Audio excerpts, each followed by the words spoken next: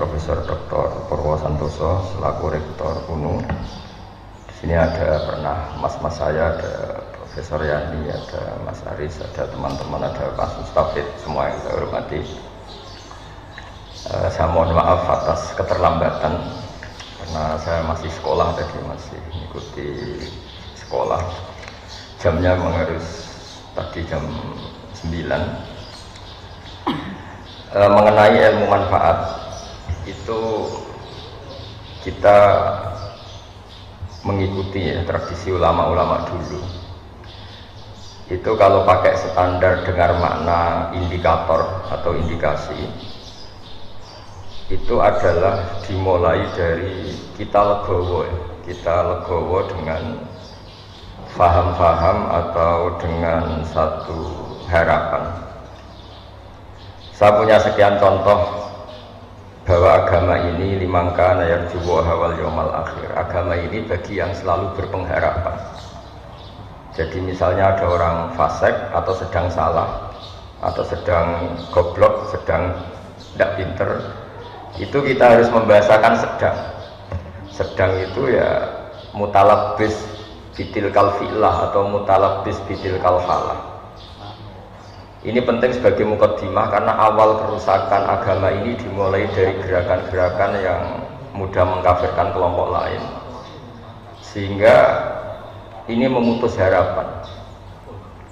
Jadi saya mohon kepada Bapak Profesor, Bapak semualah yang terlibat dalam pendidikan itu, terutama ini menyemaikan harapan. Orang yang sekarang sedang jatuh bisa saja suatu saat bangkit, yang sedang fasik bisa saja suatu saat soleh.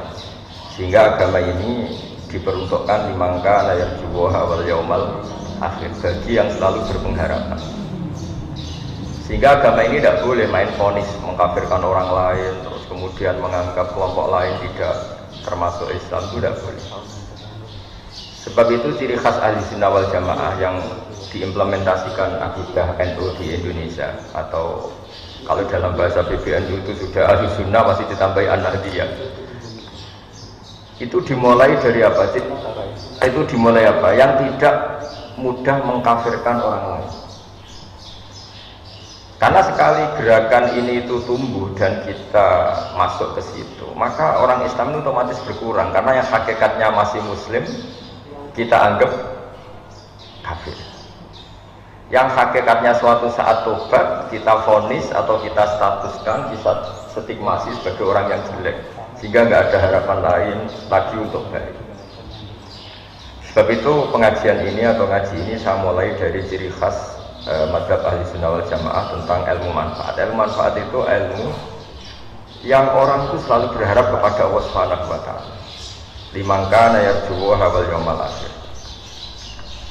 Saya beri beberapa contoh masail fiqhiyah. Ada orang misalnya mati bunuh diri atau mati karena minum oplosan. Itu di Syarhun Nawawi, syarah hadis Nawawi ketika mensarai Sahih Muslim. Gimana hukumnya orang yang mati karena oplosan atau karena bunuh diri? Sebagian ulama mengatakan jangan datangi jenazahnya sebagai hukuman biar nggak ada lagi yang mati bunuh diri. Ada ulama yang berpendapat tetap kiai itu datang karena bunuh diri itu sudah salah, dan kalau kiai-kiai tidak datang maka ditakutkan ada kefiah baru dalam mengelola jenazah, dan itu lebih bahaya. Misalnya ada orang mati oplosan karena orang-orang soleh tidak datang, kemudian komunitas mereka bikin satu tradisi baru dalam memakamkan jenazah. Misalnya didusi be'ara, terus mayitnya didep nongetan, atau dimakamkan begitu saja. Sebab itu pertanyaannya, lalu gimana? Ya al-maisur la yasqutu bil ma'zur, kita harus datang, setidaknya kita tetap mendatangi syariat Islam yang dalam mengelola jenazah dimakamkan secara benar, dimandikan secara benar, disolatkan secara apa?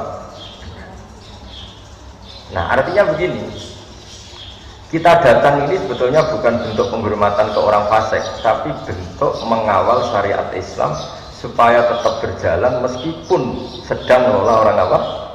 Fasik.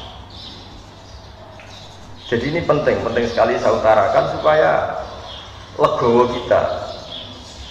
kita sebagai pemandu ilmu atau pemandu mazhab Ahlussunnah wal Jamaah itu bukan urusan seneng dan tidak seneng, tapi kita ngawal syariat Islam ini kita. Caranya apa? Ya tadi selalu berpengharapan di mangkaan arjuwa wal jamaah. Kalau tadi dikatakan Pak Rektor misalnya susah menerapkan pesantren di kampus, tapi jangan pernah putus harapan. Al-Azhar itu ya kampus, tapi tradisinya pesantren. Di situ ada ijazah toreko, ada ijazah cara menghafal Quran secara benar, tapi tetap tradisinya itu kampus. Nah, saya memulai makalah ini dengan buku yang jenengan baca semua, yang jenengan bawa, nanti tak baca secara urut bagian yang pokok-pokok. Saya mulai dengan ilmu manfaat itu, ilmu yang kaya apa? Saya akan berpendapat ilmu yang selalu memberi kita harapan. Jadi agama ini kata Allah liman kana yarjuha wal yaumal akhir, bagi selalu yang punya harapan. Ketika Sayyidina Umar ditanya ibadah paling baik itu gimana? Intidharul farad, selalu menunggu harapan, menunggu suatu saat ada kebaikan, ada hari yang lebih baik. Nah, itu dimulai dari mana? Dimulai misalnya seorang bapak yang awam, yang mungkin lugu atau bodoh selalu bilang lek koyok bapak, akhirnya anaknya sekolah dan lebih baik.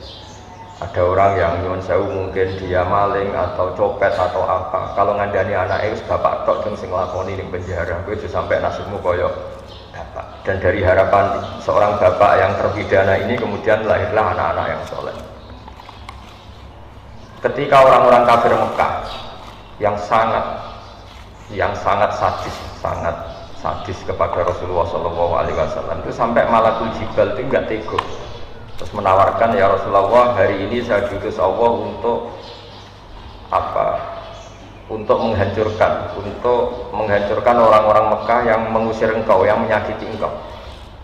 Tapi kata Nabi, jangan. Asallahu ayyukhrija min aslabihim ma ya'budullaha wa la yusyriku bihi syai'an. Mungkin bapaknya kafir, tapi saya berharap nanti anak-anaknya menjadi mukmin. Jadi orang yang kafir saja Nabi tidak butuh harapan. Ini bukti itu ada di hadis Sahih di Bukhari. Dan betul, Abu Lahab punya putri namanya Durrah, ada yang baca Darrah, itu mukminah sholihah. Abu Jahal punya anak namanya Ikrimah, ini termasuk sahabiyun jalilun. Jadi agama ini digerakkan oleh harapan, liman kana yarju. Bahkan ketika bapaknya belum, kan banyak sekarang di Indonesia. Banyak di Indonesia itu orang yang nggak bisa baca Quran, anaknya hafid. Dimulai dari mana? Dimulai dari sebuah apa? Harapan, liman kana yarju wal yaumal akhir. Sebab itu dalam sebuah kitab Jami'u Ushulil Auliya, kitab tentang para wali, itu Abdul Hasan As-Sadili pernah mimpi. Di situ ketemu Nabi Nuh dan Nabi Muhammad SAW dalam mimpi. Itu Nabi Nuh digojlok begini sama Nabi Muhammad. Andaikan Nabi Nuh tahu bahwa dalam tubuh orang kafir bisa saja ada sperma nasamah namanya kalau dalam bahasa Arab, yang suatu saat ini jadi mukmin. Misalnya Abu Jahal, ternyata dia menyimpan nasamah, yaitu nanti jadinya ada Ikrimah bin Abi Jahal. Mungkin buyut-buyut kita, orang-orang di negara-negara Eropa, mungkin banyak yang mbah-mbahnya kafir, atau yang karuan ya di Arab. Di Arab itu banyak orang kafir yang karuan di kitab itu Abu Jahal punya anak Ikrimah, Abu Lahab punya anak Darrah. Andai kan Nabi Nuh tahu bahwa orang-orang kafir yang beliau pasutkan itu mati, padahal di tubuh mereka tersimpan nasamatan mukminah, bisa saja tersimpan calon-calon orang mukmin, maka mada'a ala qaumin, maka tidak akan masukkan kaumnya. Artinya apa? Kenapa Nabi Nuh yang termasuk ulul azmi akhirnya syariatnya Nabi Nuh tak menjadi syariat kita? Karena syariat kita tidak boleh robbila tadar alal ardi minal kafirina daya. Karena yang sedang bodoh bisa saja di situ tersimpan calon-calon profesor, calon-calon doktor, calon-calon ulama, padahal bapaknya awam atau lugu. Maka Bapak Purwo, Pak Profesor Purwo, saya pernah ketemu profesor juga di Jogja, cerita Gus, sebenarnya saya dengan bapak saya itu entah pinter mana. Kok sampai cerita gitu ya? Bapak saya ini petani udon, punya anak profesor. Saya profesor, anak saya naik SMP saja kesulitan. Saya ini pinter siapa? Makanya cerita yang favorit di Mbah Zubair, abahnya Mbah Mun itu. Ada orang awam duduk punya anak alim alama. Setelah punya anak alim alama ini, anaknya ini punya pondok besar itu. Ya rata-rata santri itu kultus. Anaknya saja sealim ini, apalagi bapaknya. Suatu saat bapaknya ke situ, sholatnya ya ada bener, wudunya ada bener. Santri itu masih bisa mentakwil.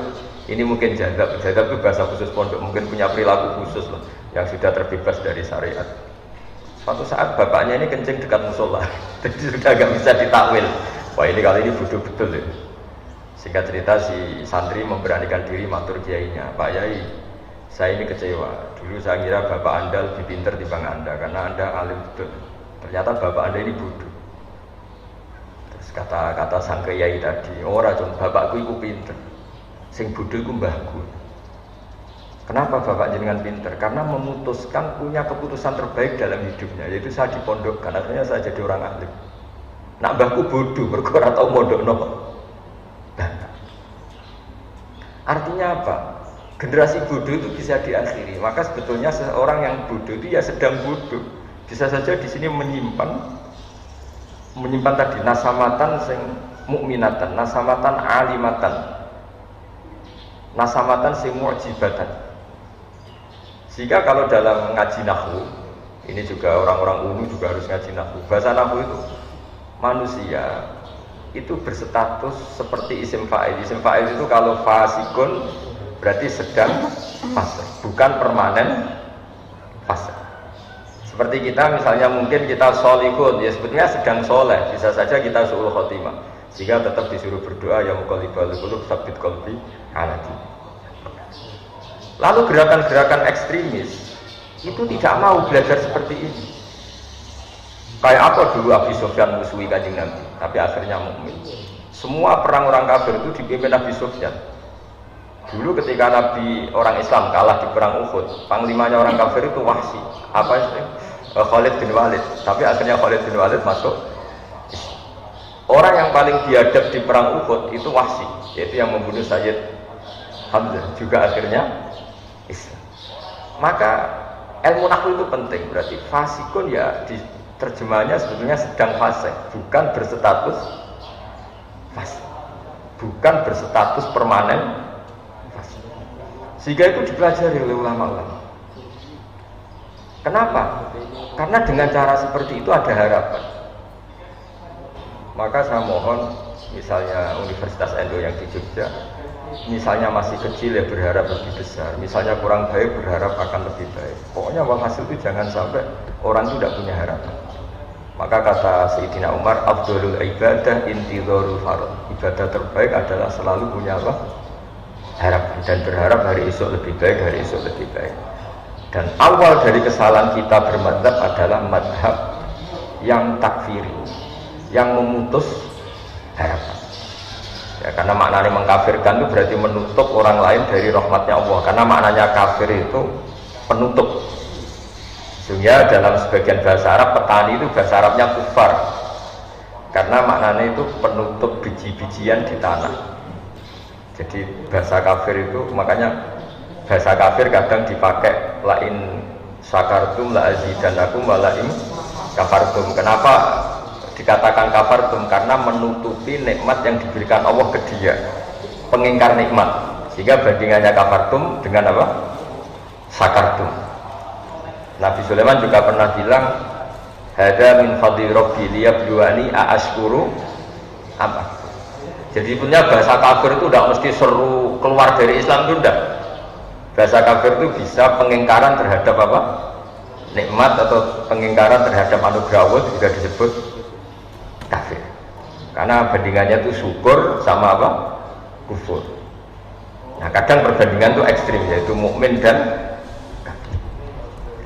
Nah, ngaji ini memang saya mulai dengan rumus yang agak jelimet, tapi ini akan menjadi panduan untuk Nahdlatul Ulama, juga untuk para akademisi di kampus, bahwa semuanya itu dimulai dari harapan.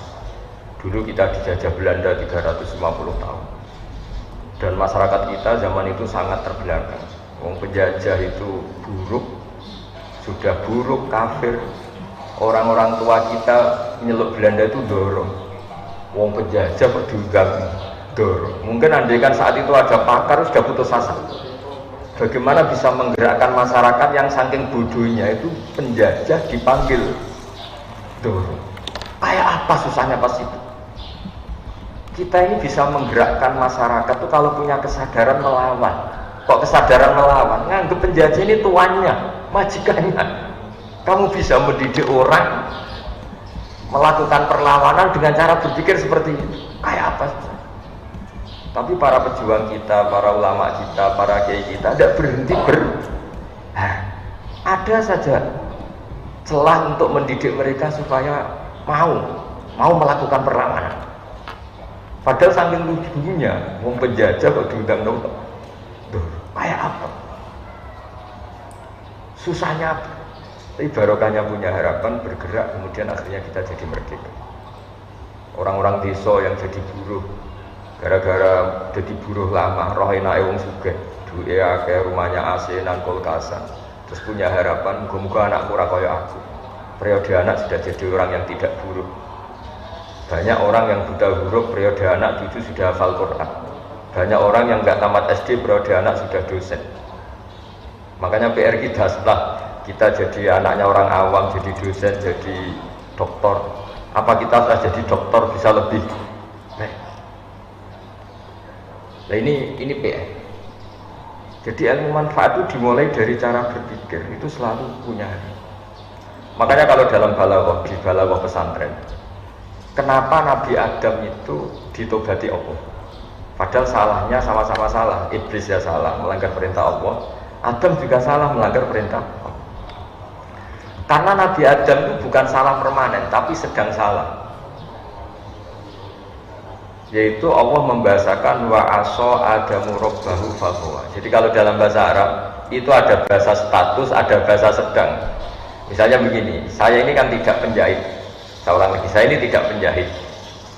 Terus pas Pak Rektor main ke rumah saya pas jahit sarung. Itu mesti bahasanya ra'aituhu yaqutu sauban atau ra'aituhu khata sauban. Saya melihat Gus Bah sedang menjahit. Sedang menjahit ya sudah sedang menjahit, tapi saya tetap tidak penjahit. Adam itu hanya dibahasakan Allah wa aso adamu rabbahu faghwa. Itu sama dengan bahasa khata fulanun at-tauba, ada orang menjahit baju. Ya sudah menjahit saja, tapi tidak penjahit. Jadi tidak boleh kamu bahasakan Adam itu pendosa, tapi sedang dosa. Nah, ilmu-ilmu seperti ini mulai hilang karena orang itu lebih menganalisis, nuruti pikirannya, khayalnya daripada mengikuti kaidah. Padahal kalau dalam kaidah seperti yang saya utarakan tadi, bahasa fasik itu isim fa'il itu zamannya itu hal sama istiqbal. Kalau hal itu sekarang, berarti sekarang sedang fasik. Orang itu sekarang sedang kafir. Tapi mana sih? Kita tidak pernah tahu kaifa akibatnya, nanti akibatnya kayak apa. Kayak apa kita perang Uhud?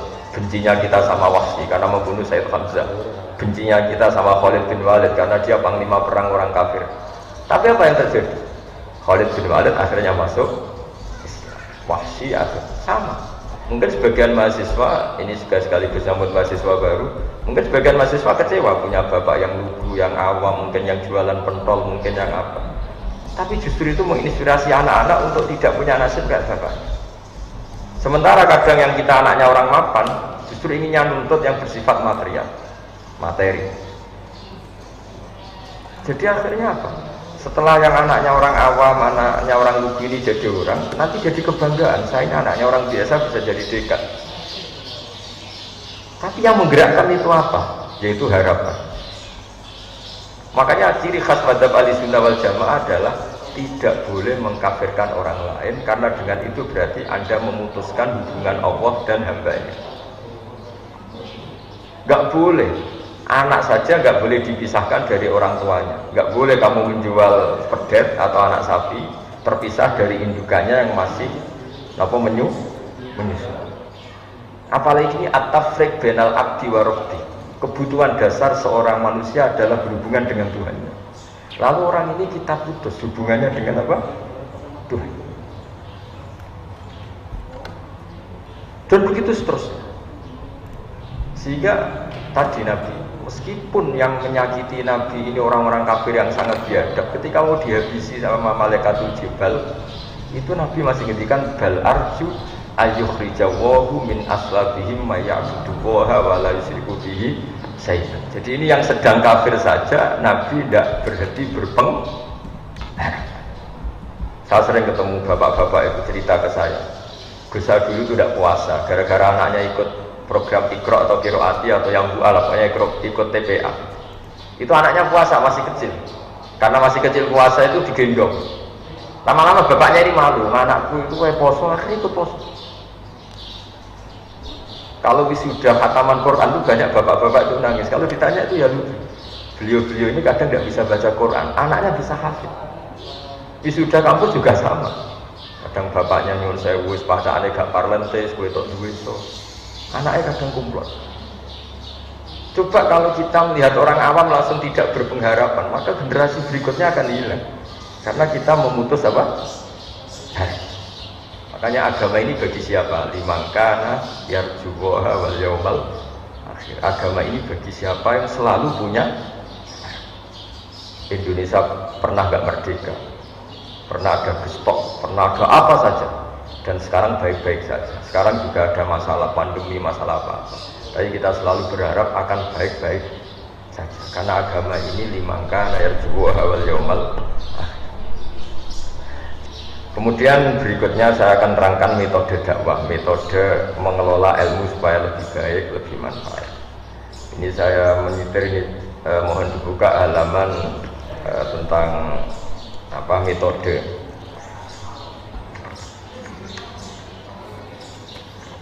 Tentang Sayyidina Umar diprotes sama beberapa sahabat karena beliau cara mimpin itu keras sekali.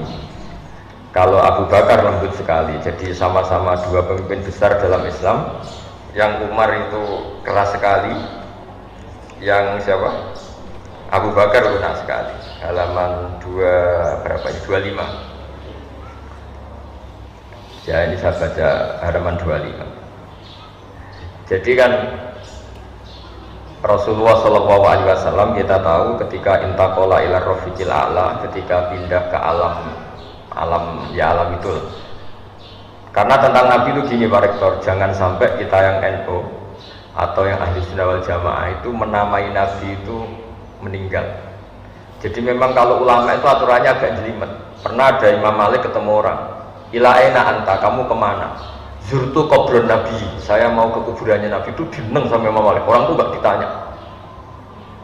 La taqul kubron Nabi, wakul zurtun Nabi. Makanya orang Indonesia itu luar biasa. Yang paling awam pun kalau ditanya, kamu kalau haji mau kemana saja? Ziarah Kanjeng Nabi. Gak ada yang keterucut bilang ziarah kuburannya. Fa innan nabiyya hayyun, karena menurut keyakinan kita Nabi itu masih hidup, hanya intikal pindah ke alam barzah. Sehingga orang Indonesia itu luar biasa. Orang paling awam pun kalau ditanya, kamu mau kemana setelah ibadah haji selesai? Mau ziarah Nabi. Gak ada yang menambahi kata kuburan. Itu sudah jadi kultur, sehingga mereka melafadzkan meskipun tidak paham ya ngomongnya gitu. Kenapa umrah? Sampai ziarah Kanjeng Nabi. Di brosur juga gitu, ziarah ke Nabi, bukan ke makamnya Nabi. Jadi itu kultur kita sampai seperti itu. Ya kita tahu Abu Bakar mengganti Nabi. Abu Bakar itu al-layyin, dia halus sekali. Resiko halus adalah ketika melihat kemungkaran juga tidak berontak. Dan itu masalah, karena ciri utama agama Islam itu nahi mungkar. Sehingga Abu Bakar justru merasa yang mengganti beliau itu harus figur yang mewakili nahi mungkar, karena beliau merasa mewakili amar ma'ruf. Sehingga sahabat itu kaget sekali ketika ditanya siapa yang menggantikan engkau. Beliau menjawab Umar. Dua figur yang berbeda, perasaannya orang tuh nggak akan terlintas Abu Bakar kok memikirkan bahwa penggantinya itu adalah Umar, karena ini dua figur yang sangat kontras. Yang satu sangat lunak, yang satu sangat keras. Tapi kenapa akhirnya Abu Bakar itu minta diganti Umar? Kalau kita hidup di Jogja, di Solo, di kultur yang halus mungkin seneng sama figur kayak Abu Bakar. Tapi misalnya Anda hidup di Kolombia, misalnya di daerah narkoba, di daerah-daerah yang keras, Anda akan butuh kayak Sayyidina Umar. Makanya dalam tarikh itu unik. Nabi pertama kali jadi Nabi dan yang Islam sudah ada beberapa, di antara yang sudah Islam itu Abu Bakar. Tapi Islam itu diteror oleh orang-orang kafir.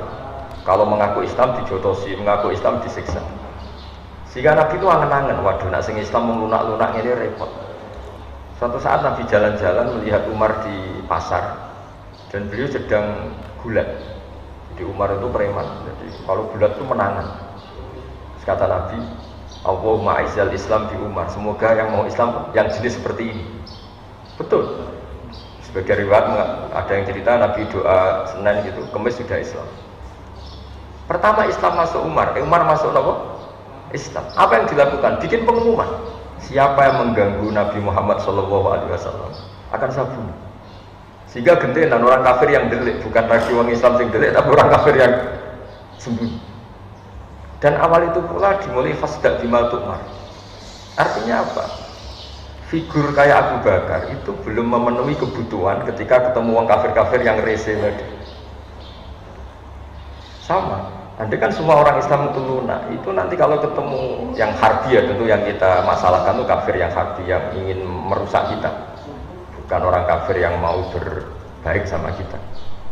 Walhasil tinggal cerita Abu Bakar ini ingin diganti Umar karena ada kebatilan-kebatilan yang masif, ada kebatilan-kebatilan yang aktif. Singkat cerita ketika Umar mimpin ditanya sama Abdurrahman bin Auf, engkau mengganti orang yang sangat lunak sementara engkau sangat keras. Nah, ini yang terus dijawab, ya Abdurrahman, wallahi laqad lintu linnasi hatta khasyitu wa fil lail. Tsumma stadadtu alaihim hatta khasyitu wa fi syiddah. Fa'ilal makhraj. Jadi intinya gini ya. Ini saya beri analogi.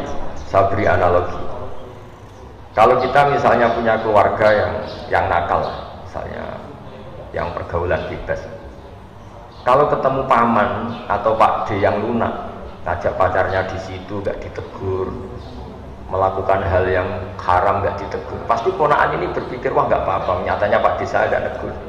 Intinya apa? Kalau terlalu lunak menjadikan keponakan ini yang salah tidak tahu kalau itu salah karena nggak ditegur. Kebalikannya kalau pamannya ini terlalu keras, ponakannya juga nggak pernah main ke sini, jadi ya rapo berdidik, ke situ saja enggak. Jadi akibatnya sama, yang terlalu lunak ya nggak bisa didik karena membiarkan, yang terlalu keras juga nggak bisa didik karena ketemu saja enggak, karena ponakannya pasti ya berani ke situ. Intinya apa? Terlalu lunak ya masalah, terlalu keras ya masalah. Maka kata Sayyidina Umar, ketika aku pakai metode dakwah lunak, saya juga takut dosa. Karena lunak adalah bisa saja pembiaran terhadap maksiat. Tapi ketika saya terlalu keras, saya juga takut dosa. Karena keras itu menjadikan tidak berkesempatan komunikasi, tidak berkesempatan interaksi. Natijanya sama, hasilnya sama, sama-sama orang berdidik, tidak berkesempatan mendidik. Itu yang dimaksud Sayyidina Umar. Wallahi laqad lintu linnasi hatta khasyitu wa fil lan tsumma stadadtu alaihim hatta khasyitu wa fi siddah.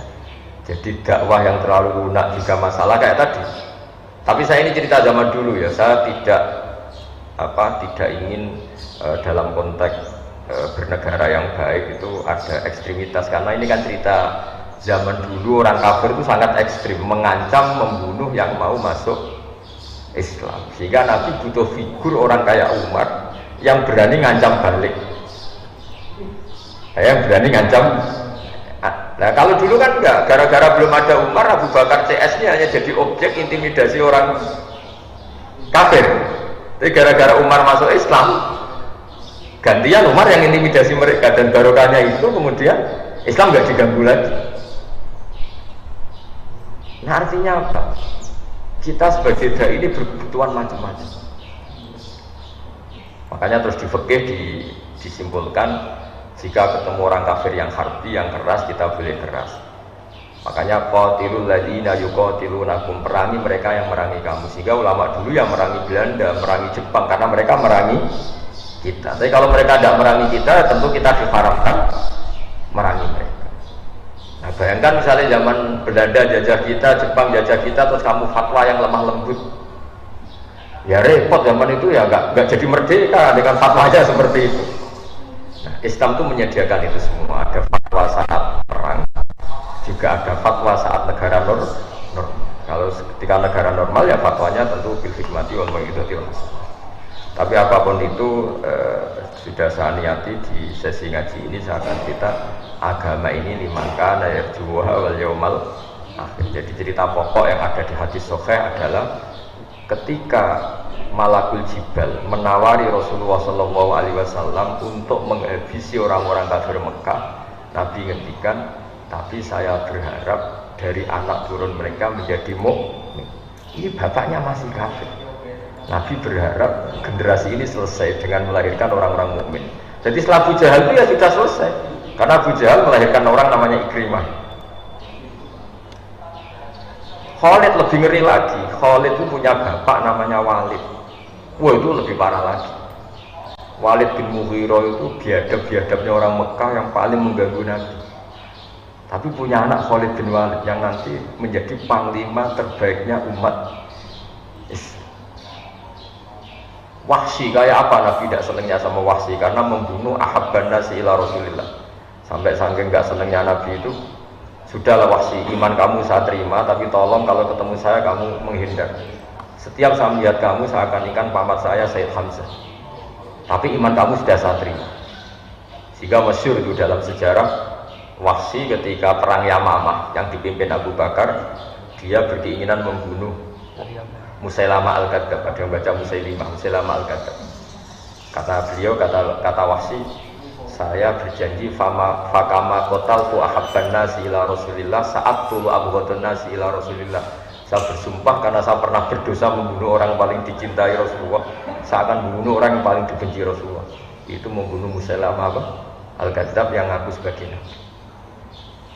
Artinya apa? Orang yang biadab Wahsy, yang bunuh Hamzah sampai seperti itu, gila setelah dibunuh disobek perutnya oleh Hindun, kemudian jantungnya dikunyah. Kayak apa? Tapi Hindun akhirnya ya jadi muslimah, Wahsy jadi muslim. Nah, kenapa bisa begitu? Karena selalu ada. Nah, contoh terakhir harapan yang tidak kesampaian tapi efeknya bagus. Abdullah bin Ubay bin Salul itu ketua orang munafik. Kayak apa fitnahnya Abdullah sama Rasulullah? Tapi ketika Abdullah bin Ubay itu meninggal, itu anaknya minta supaya Nabi itu ngasih gamisnya, sama Nabi dikasihkan supaya dipakai mengkafani siapa? Abdullah bin Ubay. Dan ini Ra'isul Munafikin. Bahkan setelah Nabi datang di jenazahnya itu, keluarganya minta supaya Nabi itu corong Jawa kayak ngidoni, semua visinya disuruh ngidoni bin barokah untuk idoni kan Nabi, diturutin. Orang tuh heran semua, kayak apa salahnya Abdullah bin Ubay bin Salul sama Nabi. Nabi itu tiap jalan satu langkah, dua langkah, dihadang sama Umar. Amata zakarta ya Rasulullah, qala Ubay kada wa kada. Engkau apa enggak ingat kayak apa Ubay menghujat engkau? Engkau apa enggak ingat kayak apa Abdullah bin Ubay mencibir engkau, menghina umat Islam? Hati Umar, sudah tanah saya Umar, kamu minggir, saya mau ke sana. Sampai terakhir Nabi mau mensolatkan, sudah tak mau takbir, baru ada ayat turun, wala tusolli ala ahadim minhum mata abada wala taqum ala qabr. Terus Nabi gak jadi sholat. Tapi apa yang terjadi? Meskipun Abdullah bin Ubay akhirnya Nabi gak boleh sholat, aslama min qaumihi wa ashirati alfu ahli baitin. Karena sikapnya Nabi yang simpatik ini, keluarga Abdullah bin Ubay masuk Islam semua. Wong kok sebaik itu? Orang kok sebaik itu? Jadi artinya apa? Jangan-jangan orang yang sedang mati karena oplosan, punya ibu yang muslimah, punya keluarga besar yang muslim, sehingga ketika seorang kiai datang ini menjadi simpatik. Pak Yayu di api, ya masih anakku mati ini ya dihormat. Keluarganya Abdul bin Ubay gitu, wong kok api kayak Muhammad, ya diangkar, mereka masih munafik. Akhirnya mereka masuk Islam semua, gara-gara melihat berikut Rasulullah SAW betapa halusnya, dan itu menjadi manhaj kita. Jadi di NU itu ditonggo fasik, terkenal koruptor, terkenal macam-macam diundang-undangan ya teko. Itu bukan menghormati orang fasik. Wah ini berarti melegitimasi kefasikan. Jadi juga orang fasik kok datang. Sebetulnya itu mendatangi sebuah harapan, apa? Mendatangi sebuah harapan. Jadi kita berkawan orang fasik punya berkawan dengan harapan. Jadi ini ciri khas madzhab-madzhab ahli sunnah wal jamaah, dan saya mohon ilmu ini menjadi ilmu yang jadi pegangan kita. Keempat, kenapa itu kita lakukan? Ini ada di kitab Hikam, pernah saya ajarkan juga ketika Fakultas Kedokteran UGM ke sini. Kenapa ini kita ajarkan? Yang keempat, ini contoh saya yang terakhir. Karena sebetulnya kita benci orang maksiat itu karena kebetulan orang itu tidak ada hubungan dengan kita. Misalnya begini, kamu dipisoi orang, kan memaafkan itu susah. Coba bayangkan yang misoi itu anak kamu kepada orang lain, kamu berharap apa? Orang itu memaafkan anak kamu. Kalau pertanyaannya, wah misoi kudu diwales, kudu ditaboki, kalau orang mengumpat itu harus ditangani. Pertanyaannya, kamu fatwa jujur karena kebetulan yang salah bukan anak kamu. Coba kalau yang salah itu anak kamu berharap dimaafkan apa dipukulin? Dimaafkan. Makanya Nabi Ibrahim alaihissalam ketika diangkat di alam malakut kemudian melihat orang maksiat, menurut kamu Ibrahim orang-orang maksiat itu diapakan? Habisi saja ya Allah. Mereka hidup di bumimu, makan dari rezekimu, tapi maksiat terus. Sama Allah diturutin. Sampai 3 kali, ada 3 peristiwa. Ada yang maksiat zina, ada yang maksiat maling, ada yang maksiat apa. Suatu saat Nabi Ibrahim disuruh nyembelih Ismail. Itu anakmu sembelih. Tidak bisa ya Allah, ini samrotu fuadi, ini buah hati saya, wafik ini kesayangan saya. Nah kenapa tidak boleh dibunuh? Ya ini kan kesayangan saya. Nah ya kenapa? Ya karena anak saya. Terus kata Allah, kamu apa tidak ingat di malam ketika kamu saya mi'rajkan, itu hamba saya yang bikin saya, kamu enak aja usul kamu bunuh. Setelah saya usul supaya anak kamu bunuh, kamu tidak mau. Memangnya kamu lebih sayang sama anakmu ketimbang saya sama hamba-hamba, aku juga sayang. Enak saja kamu tidak ingin tidak ikut bikin, hanya usul supaya tak bunuh. Semenjak itu Nabi Ibrahim sadar sebenarnya kebencian kita sama maksiat itu karena kebetulan. Itu udah anak. Coba kalau kamu jadi dosen lihat mahasiswa goblok itu mantelnya bukan main. Tapi kalau itu anak kamu, wah dosen itu sing apian, ora oleh kereng-kereng saate bocah. Kalau dalam guyonan saya sering sebagai kiai itu sering guyon. Kalau ada pembantu mecahkan piring dimarahin, itu pasti salahnya 2. Mecahkan piring dan tidak cantik. Sekali itu cantik, apa majikannya bisa marah? Itu pasti. Begitu juga wong nyulayan janji kok diamuk. Itu mesti orang atasan. Coba kalau yang nyulayani Pak Mustafid ini rektor, sepurane aku terlambat, dia betul nopo-nopo. Tapi kalau yang terlambat ini office boy atau karyawan, nggak disiplin, nggak profesional. Maka kalau ada kemarahan terhadap kesalahan, pasti sebabnya 2, salah dan tidak prospek. Ada, tapi ini nggak diomongkan, yang kedua ini nggak diomongkan. Nah itu semenjak itu sadar kearifan. Jangan-jangan kebencian kita terhadap maksiat itu sebetulnya bukan karena maksiatnya saja, karena kebetulan itu tidak keluarga kita, tidak anak kita. Nah kearifan-kearifan seperti ini itu harus hidup di komunitas Nahdlatul Ulama, di komunitas NU, umumnya di komunitas Islam. Jadi jangan belajar Islam dari segi lunak saja, karena kan itu yang kamu ajarkan. Nanti kita kesulitan cari metode ketika ngadepi penjajah.